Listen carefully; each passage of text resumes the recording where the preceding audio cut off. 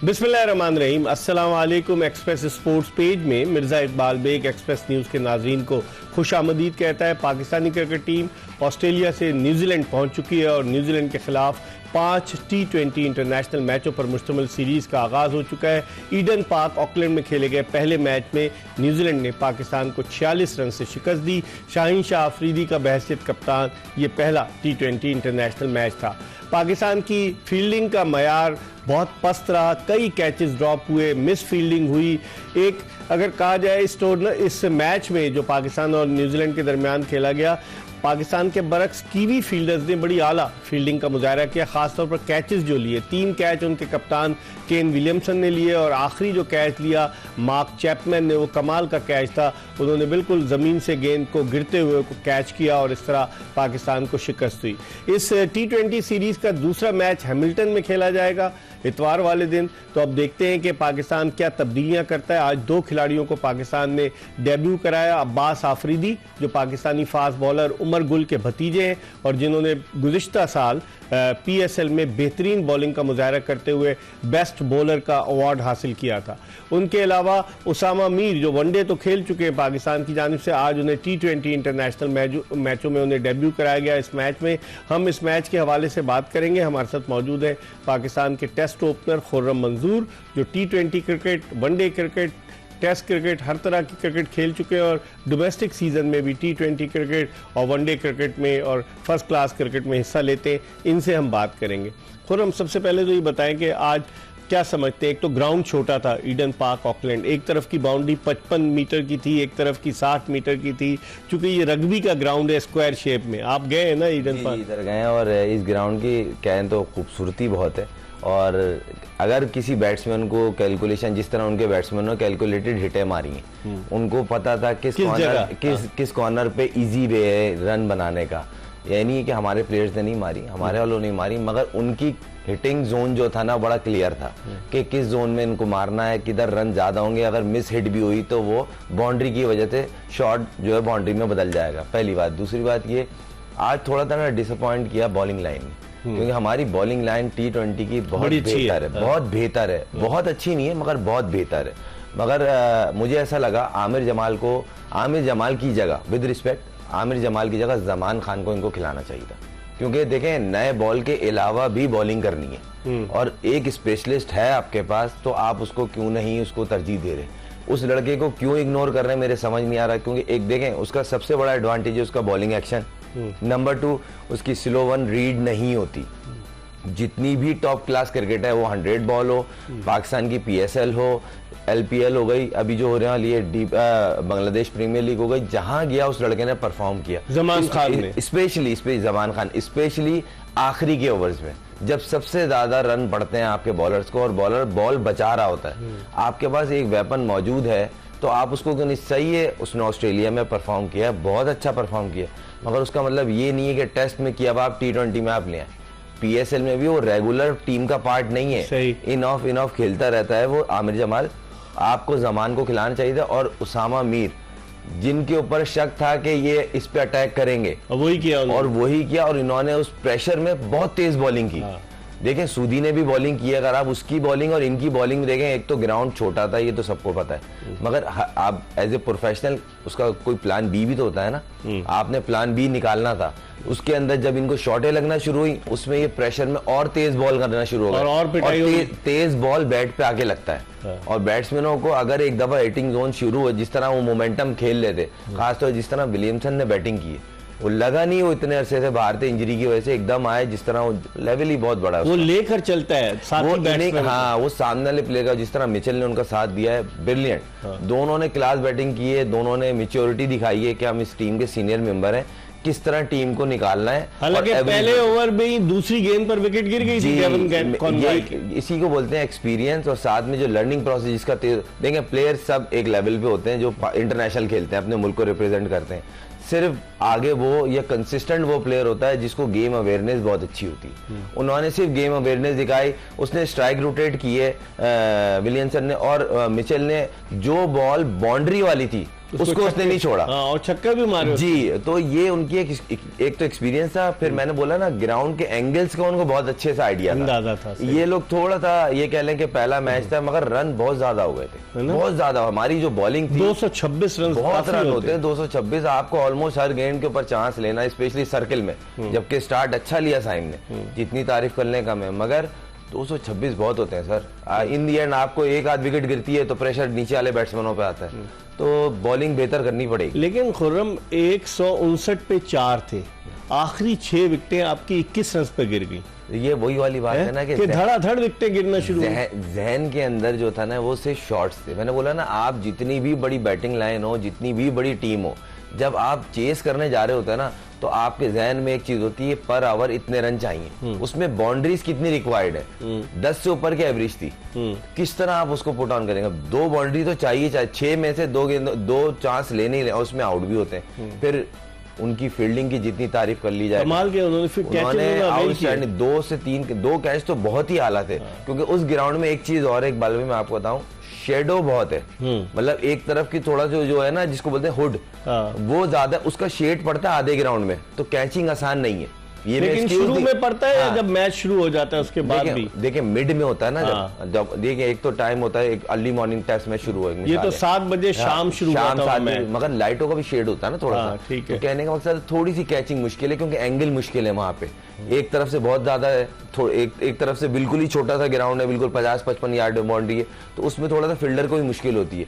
मगर as a professional आप वहां पे गए हैं, तो आपको करना तो पड़ेगा, परफॉर्म मैनेज भी करना पड़ेगा, और फील्डिंग का स्टैंडर्ड चले, ये तो ऑकलैंड था, ऑस्ट्रेलिया में भी कैचेस गिरे, तो थोड़ी सी बेहतर करनी पड़ेगी, वरना इस तरह आप जीते हुए मैच भी हारेंगे। आपने देखा उन्होंने चौके कैसे रोके, बाउंड्री लाइन पर गिर कर उन्होंने जो चौके होने चाहिए थे वो नहीं हुए। सर 2-3 टीमें तो मशहूर है ना, नंबर 1 साउथ अफ्रीका, फिर ये ऑस्ट्रेलिया, फिर न्यूजीलैंड, तो ये वो टीम है जिनकी फील्डिंग की एग्जांपल्स दी जाती हैं टीमों को कि इनके लड़के जिस तरह फील्डिंग करते हैं, इनकी ड्रिल्स सीखो, इनकी तरह कैचिंग वर्क करो, तो वो चीज़ तो है। और अपने ग्राउंड में तो वैसे ही उनको मैंने बताया ना, बड़ा फर्क है। अच्छा आप ये देखें, अगर सर्किल के बाद जब फील्ड खुली है, तो किसी एरिया में फील्डर आगे थे, वरना नॉर्मल एच पे थे, क्योंकि जहां ग्राउंड छोटा है वहां पे आपने एच पे रहना है, और जहां लॉन्ग बाउंड्री है वहां पे आपने 3 से 4 कदम ऐसे कि अगर मिस हिट हो तो आप कैच ही दी। ये सारी कैलकुलेशन होती है, तो ये तो उनको एडवांटेज देना पड़ेगा। प्रोफेसर साहब ने नहीं की कैलकुलेशन। अब देखें बहुत सारी चीजें हैं, मैच, बैटिंग, बॉलिंग, फिर फील्डिंग, फिर क्या करना है, इतने सारे लोग भी तो उनके साथ हैं ना। मैंने सुना 17 लोगों का स्टाफ गया हुआ सुना, तो वो गाइड भी कर रहे हैं उनको। तो चले, आई होप के अगले मैचेस अच्छे करें, मगर ये सोचना पड़ेगा इस बॉलिंग लाइन पे अगर आप 226 करा रहे हैं तो ये सही चीज नहीं, क्योंकि दुनिया के तकरीबन हर बड़ी लीग में आपके इन बॉलर्स को रिकमेंड किया जाता है। वो जमान खान हो, हारिस रऊफ हो, उसामा मीर भी 100 बॉल खेली इन्होंने, उसमें अच्छी की है, बिग बैश खेली इन्होंने। फिर आपका शाहीन, आपका ऑलरेडी इतना परफॉर्म, मगर इस बॉलिंग पे अगर कंप्लीट बॉलिंग देखे जाए 5 बॉलर, तो इस पे 226 बनते नहीं थे। चले छोटा ग्राउंड है 200 रन हो जाते, आप फाइट करते, मगर 226 बहुत फारे, बहुत ही आउटस्टैंडिंग होता कि अगर ये 5 ओवर पूरे खेल जाता या 6 ओवर खेल जाता साइम अय्यूब, जिस तरह उसने स्टार्ट लिया, बहुत अच्छी तो वो मैच एक तरफ कर देता। क्योंकि देखें उसने जिस तरह 8 गेंदों पे उसने एक बॉल के अलावा हर बॉल पे बाउंड्री मारी, 23 रन बनाए उसने, 3 छक्के जो लगे हैं, जिस तरह के शॉट कनेक्ट हुए, उसकी जो एक मोमेंटम दिया उसने, ब्रिलियंट। जहां तक कैच ड्रॉप हुए तो कैच पकड़ने की बात कर लें, साइम अय्यूब भाई थे जिन्होंने एक मैच में 4 कैच पकड़े, 27 रन भी उसने बनाए, 23 के बजाय 27 रन बनाए, 27 रन बनाए। तो मतलब उसने बहुत सारी उसके पास जो आ रहे थे पकड़ रहा था। हाँ, यही तो, अगर बुरी चीज हुई है ना, तो अच्छी चीजें भी बहुत सारी हुई हैं, मगर इन चीजों से सीखना है, क्योंकि देखें आप वहाँ सीरीज खेलने गए, आप उनकी कंडीशंस में ठीक है, और आपको टफ टाइम तो देंगे, वो ऐसी बात नहीं, वो जब आपके घर में आके टफ टाइम दे सकते हैं, तो वो तो फिर अपने घर में सीरीज बराबर करके गए थे वो T20। इस पर हम मजीद बात करेंगे। पाकिस्तान के टेस्ट ओपनर खुर्रम मंजूर हमारे साथ मौजूद हैं। प्रोग्राम में एक ब्रेक ले रहे हैं, और ब्रेक के बाद वापस आएंगे तो गुफ्तगू के सिलसिले को वहीं से शुरू करेंगे जहां से ये मुनक़ता हो रहा है। Stay tune to Express news.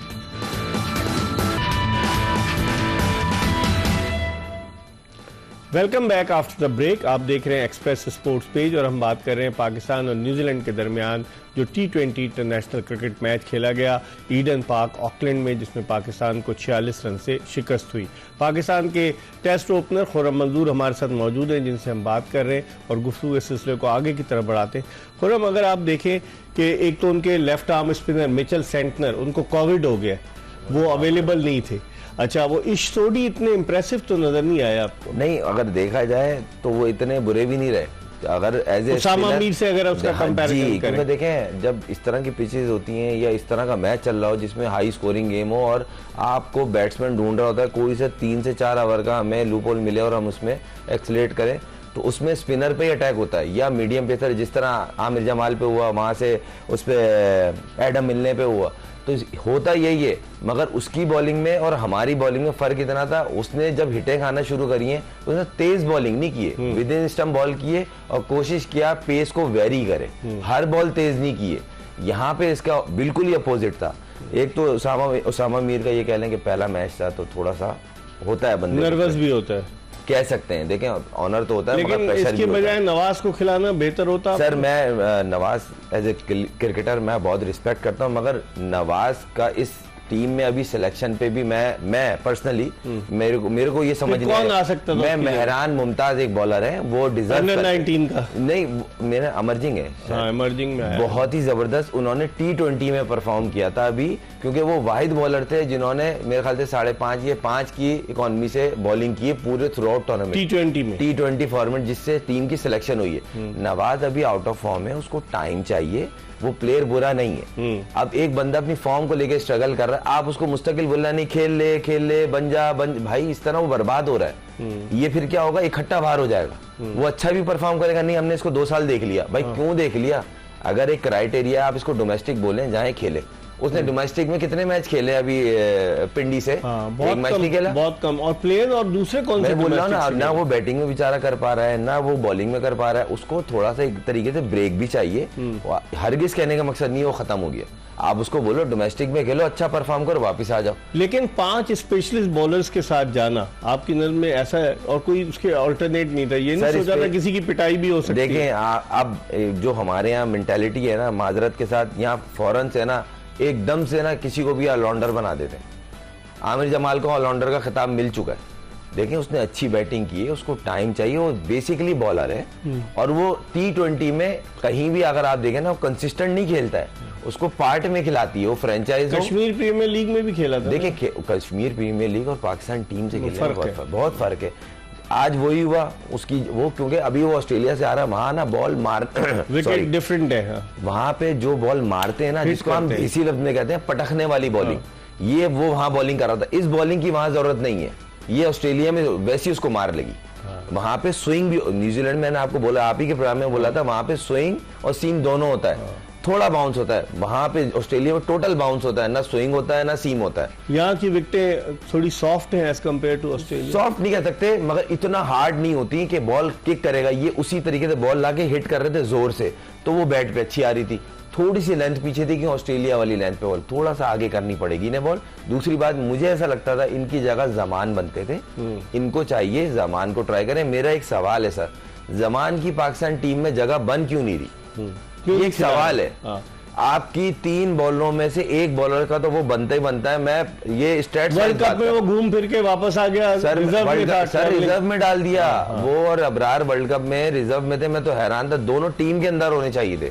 देखिए, जो देखें पाकिस्तान अगर हारेगा ना, अफसोस हो गया। बैटरमेंट की बात हो रही है, क्रिटिसाइज नहीं हो रहा। जमान का आज खेलना बनता था, और आमिर जमाल की विद रिस्पेक्ट देखिए उसने अच्छा किया, मगर ऑस्ट्रेलिया में किया, वो टेस्ट मैच था, ये T20 है और उनकी कंडीशंस में, और उनको बेहतर पता है वहां पे किस तरह खेलना है, क्योंकि एक तो ग्राउंड का बहुत एडवांटेज है। फिर दूसरी बात, आपको कंडीशन, फिर आपको टाइम पीरियड बहुत कम मिला। अगर आप देखें, गए तीसरा या चौथा दिन था और आपका मैच हो गया, तो ये सारी चीजें बड़ा फर्क डालती हैं। फिर आप टेस्ट मैच में जिस तरह की वो बॉलिंग और बैटिंग में जान मार रहा था, थोड़ा फटीग भी होती है इंसान को, ट्रैवलिंग भी शामिल है, तो उसको रेस्ट देके एटलीस्ट शुरू के 2 मैच जमान को खिलाने चाहिए थे, भले से आप अगले 3 मैच खिला देते। तो ये चीज सोचनी पड़ेगी हफीज भाई को, और एज ए कैप्टन अगर शाहीन देख रहा है, क्योंकि शाहीन ने भी उसको देखा हुआ है, और इवन कलंदर में इन तीनों ने जिस तरह बॉलिंग जितवाया है, बिल्कुल मैं हैरान हूँ। शाहीन उसको खिला नहीं रहा, मैं बड़ा कॉन्फिडेंट था कि आज वो खेलेगा। हफीज बना रहे हैं, कोई और बना रहा है। देखिए मिल के बन रही होगी। शाहीन चुप रहने वाला नहीं, मैं पर्सनली उसको बहुत अच्छे से जानता हूँ। वो अपनी बात रखता जरूर है कि देखिए मुझे ऐसा लग रहा है यूं करना चाहिए।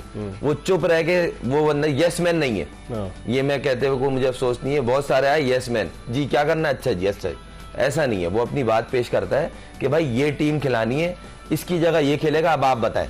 तो एटलीस्ट डिस्कस तो हो रहा है ना। तो मुझे ऐसा लगता है कि आगे आने वाले जो मैचेस हैं उसमें वो जमान को खिलाएगा। इस पर हम मजीद बात करेंगे, लेकिन इस वक्त हम एक ब्रेक ले रहे हैं और will join you after a short break. कहीं जाएगा नहीं, stay tuned to Express news.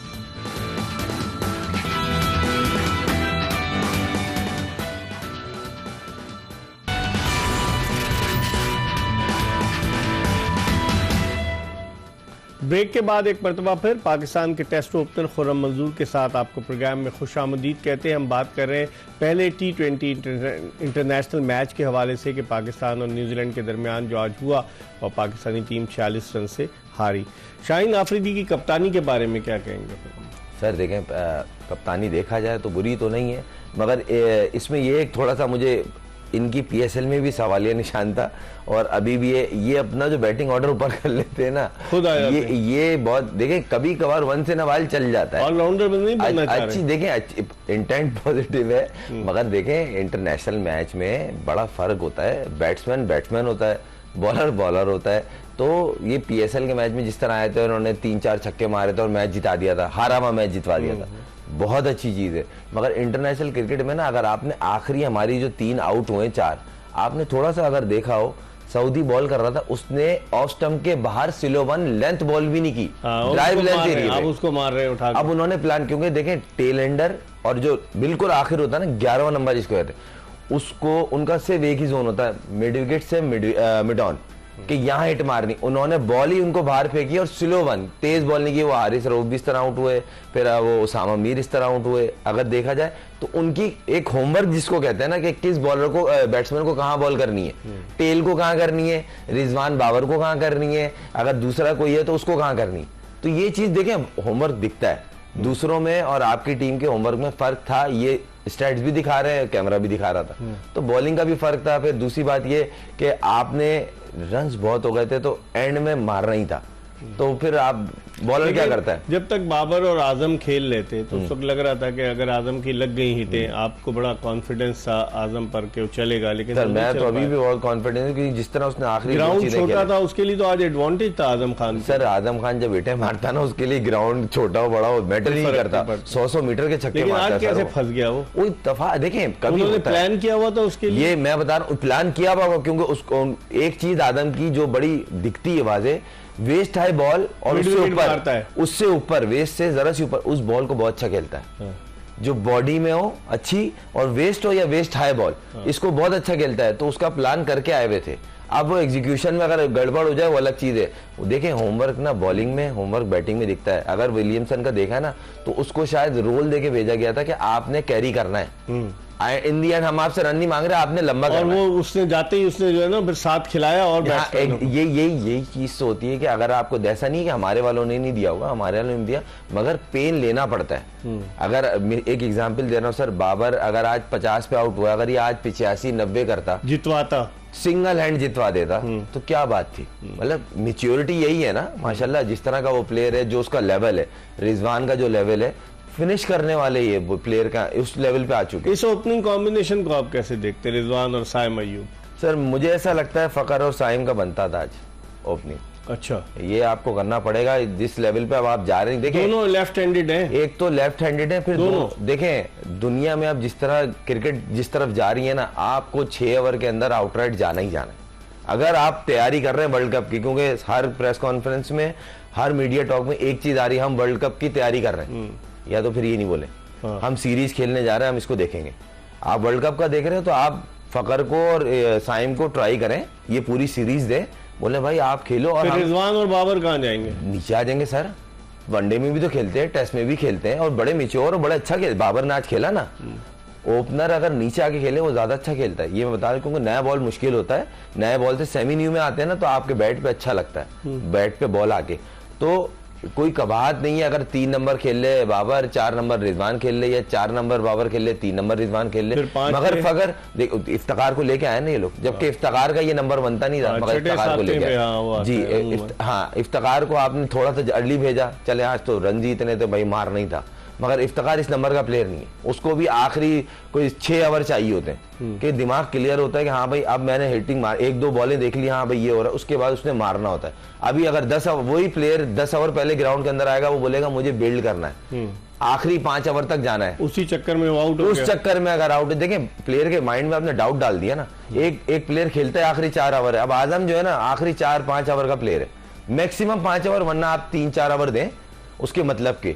अभी हमने T20 में हमने उससे बात की थी ना, बोला था 12 के बाद मैं जाऊंगा, 12 से पहले मैं नहीं जाऊंगा, 12 ओवर्स के बाद, 12 ओवर के बाद मैं जाऊंगा। ये क्लियर था, उसने वैसे ही जितवाया मैं मैच। ऐसी वहां खेला वो कैरिबियन लीग, उसको देते थे आखिरी 6 ओवर 7 ओवर, उसमें जाके एक तरफ कर देता था मैच। तो ये चीज होनी चाहिए कि बंदा किस तरह रन करते हुआ आ रहा है, किस तरह आउट करते हुआ आ रहा है, उसी चीज पे मौका देना। अब एक ओपनर है, उसको 7 नंबर खिलाएंगे तो कहां से रन करेगा, और एक 7 नंबर है, उसको बोल दिया भाई 1 डाउन चले जाओ, तो ये भी ज्यादती है सर। तो यही चीज ऐसी बॉलरों में भी होता है। तो आप समझते हैं कि अगले मैच में कुछ पाकिस्तान को थोड़ा सा आउट ऑफ द बॉक्स कुछ करना सर करना पड़ेगा। अगर वर्ल्ड कप, हर चीज में वर्ल्ड कप के डिस्कस कर रहे हैं तो आउट ऑफ द बॉक्स क्या सर, बॉक्स पूरा खोलना पड़ेगा, और बॉक्स खोलेंगे तो चीजें होंगी ना सर, रिजल्ट आएंगे। इस पर हम मजीद बात करेंगे। प्रोग्राम के आखिरी ब्रेक की तरफ बढ़ रहे हैं, और जब वापस आएंगे तो खुर्रम मंजूर से पूछेंगे कि पाकिस्तान के पास स्पिनर तो उसामा मीर और मोहम्मद नवाज हैं, स्पिन बॉलिंग में तो पाकिस्तान के पास नहीं है, लेकिन जमान खान का इन्होंने जिक्र किया कि जमान खान को अगले मैच में क्या मौका मिलना चाहिए। नहीं, एक ब्रेक के बाद गुफ्तगू करेंगे।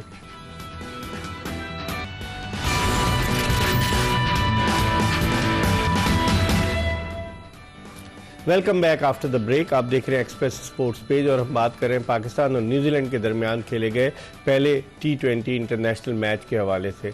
और जिस तरह से न्यूजीलैंड ने आज पाकिस्तान को 46 रन के एक अच्छे मार्जिन से हराया, तो अब खुर्रम दबाव होगा पाकिस्तानी टीम पर अगले मैच के लिए, क्योंकि वो हमारे मुल्क में भी हरा कर हमें गए T20। इकबाल भाई देखा जाए ना, दबाव जो होगा ना शाहीन पे, शाहीन की पहली सीरीज है एज ए कैप्टन, और पहला मैच हार जाना, और जिस तरह की बॉलिंग देखें, हमारी दुनिया में बॉलिंग को बड़ी रिस्पेक्ट दी जाती है, स्पेशली अभी T20 फॉर्मेट की बॉलिंग को, कि यार इनके बड़े अच्छे हैं, 140 150 सब चीज़ अपनी जगह है, मगर आपने परफॉर्म किया तो आपकी रिस्पेक्ट है ना।